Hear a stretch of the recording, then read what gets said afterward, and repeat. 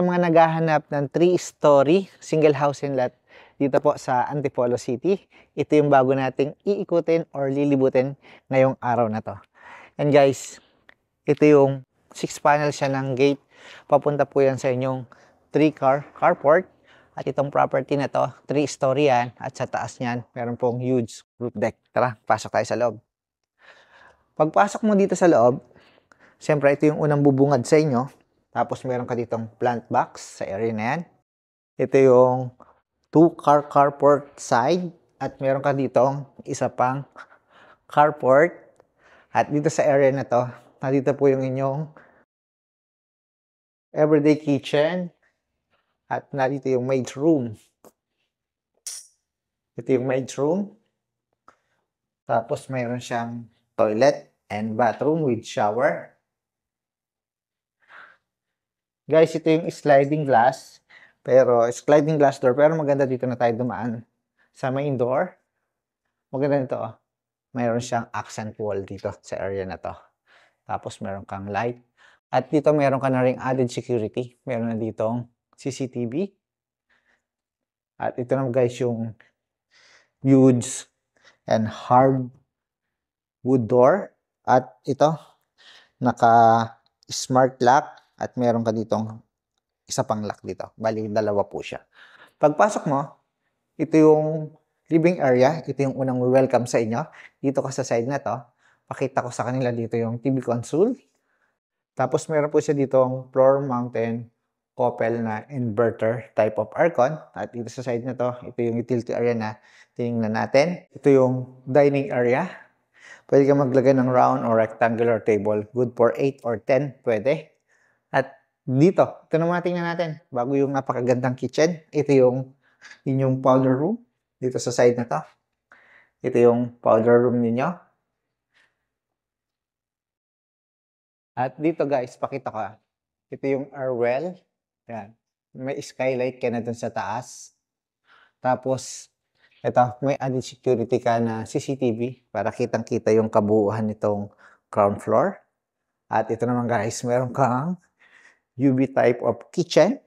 Yan, ang lapad niya, no? Lawak. Tapos, dito, yung upper cabinet. Tapos, dito yung 2-door refrigerator mo or 3. Ito yung huge sink. Tapos, yan.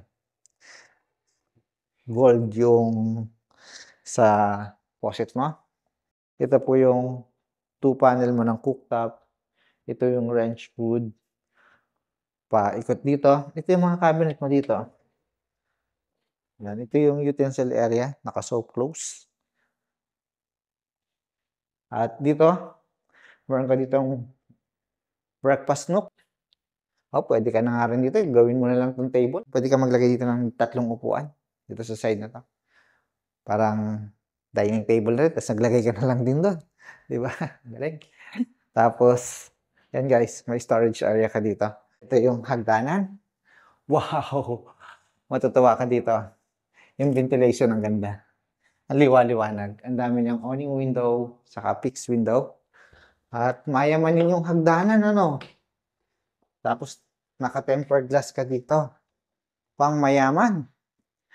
Yan, ito yung landing at ito yung hagdanan papunta naman sa 3rd level. Mayroong bedroom dyan o pwede mo rin gawing office at mayroon din dyang huge deck na talagang matutuwa ka mamaya. Matutuwa kayo. Yan, tingnan muna natin yung first bedroom dito sa 2nd floor. With own toilet and bathroom po yan. Tapos ito, yung aircon. Ito yung cabinet. Maganda yung kulay ng cabinet niya, no? Maganda. Maganda yung kulay ng cabinet niya. At tapos ito yung handle niya. Oh. Aluminum.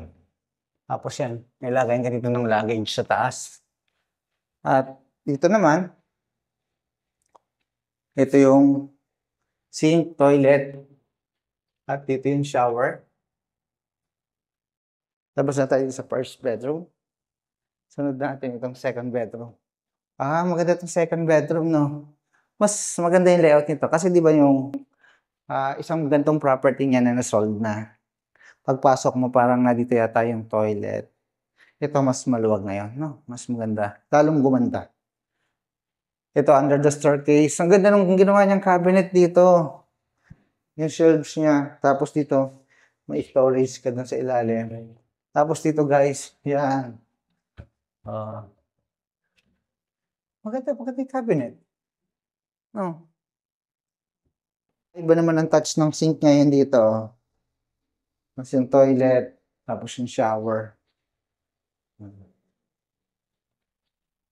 Nakita na natin itong bedroom 2. Tingnan naman natin itong master bedroom. Yan. Sa master bedroom, ang lapad, ang lawak niya, no? Tapos ang ganda ng pagkakaglass niya dito. Kitang-kita mo yung subdivision street, tapos yung carport, yung kalahati niya. Yung nasa ilalim nito, carport eh. Tapos din sa bandang yan, nandiyan naman living area. Ikot ka dito. Yan. Tapos itong corner glass, kita mo yung ganda ng chandelier. Tapos dito yung TV console, dito sa side na ito. Ganda rin. Tapos dito naman guys, yung walk-in closet. Yan, lawak ng walk-in closet nga, no? Ganda. Ganda yung walk-in closet. Ganito rin. Twin. Tapos ito, pwede ka maglagay ng makeup area dito sa side na to, no? Or, depende sa'yo. Ito yung shower mo. Tapos, nandito naman yung sink. Tapos, ito yung toilet. Labas tayo dito, guys.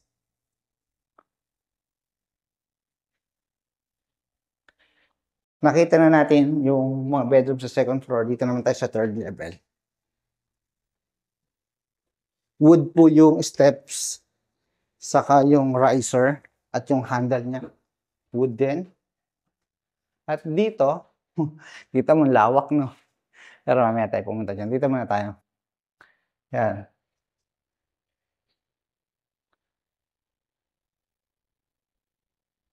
Ito yung isang bedroom dito, guys. Meron siyang sariling toilet dito. Iba naman siya ng touch ng toilet niya. Hindi pare-parehas yung design niya. No? Tapos, meron din siya dito magandang cabinet. Okay? At next natin, meron ka ditong sink, ha? Ayan, no? Kapag kasi gusto mo nang mag-party-party dito, yan, merong available tayo na sink dyan sa area na yan. At dito may isa pa ditong bedroom. Pwede mo maging office area to or guest room. Meron din siyang sariling toilet at meron siyang sariling aircon din dyan.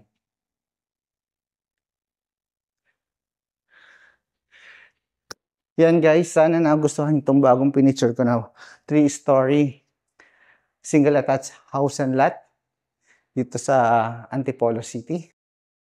At ang lot area po nito, more or less, nasa 150 square meter and per area, 280 square meter po ito. Meron po siyang halos 5 bedroom, 1 maid's room, at 3-car carport po ito. Yan.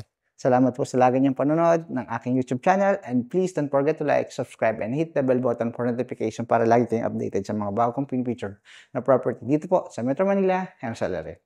Thank you and God bless. See you sa susunod kong video.